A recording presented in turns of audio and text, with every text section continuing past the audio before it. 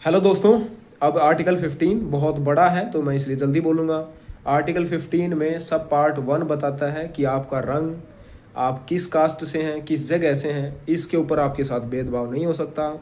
Article 15(2) का ए हमें मनोरंजन करने दो, यानी कोई भी होटल है या थिएटर है उसमें जाने से आपको किसी रंग या जन्म के आधार पर नहीं रोका जा सकता। 15(b) है हमारा, बी मतलब बाग, यानी पब्लिकली जो भी चीज़ें बनवा रखी हैं गवर्नमेंट ने उनमें जाने से आपको कोई नहीं रोक सकता, आपकी कास्ट, आपके रंग या आपके धर्म के बेस पर। फिर आता है आर्टिकल 15(3), इसमें बताता है कि बच्चों को और औरतों को कुछ विशेष छूट दी जाएंगी। जैसे भर्ती में लड़कियों की वो हाइट नहीं मेजर की जाती जितनी हाइट लड़कों की ली जाती है, या बच्चों को 14 एज तक शिक्षा फ्री देने का प्रावधान है। अब आता है आर्टिकल 15(4) SC/ST, यानी सीट्स रिजर्व हैं, इनको विशेष छूट दे रखी है। जैसे याद होगा आपको कि हमारी लोकसभा में जो SC है उनके लिए 84 और जो ST है उनके लिए 47 सीट्स रिजर्व हैं।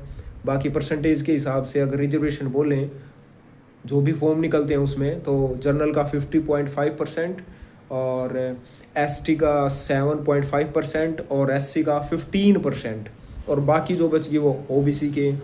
भाई इस पर 1993 में रामनंदन समिति ने इस बात को उठाया था कि एक क्रीमी लेयर है और एक विदाउट क्रीमी लेयर है, उस विदाउट क्रीमी लेयर का ध्यान में रखा जाए। फिर आता है हमारा आर्टिकल 15(5), इसमें OBC, SC, ST जो भी निजी संस्थान हैं उनमें रिजर्वेशन है। जैसे गवर्नमेंट प्राइवेट स्कूल में कुछ सीट्स रिजर्व की जाती हैं, इसी के थ्रू की जाती है वो। अब ये अमेंडमेंट हुआ था 93वां अमेंडमेंट 2005 में। और लास्ट है हमारा आर्टिकल 15(6).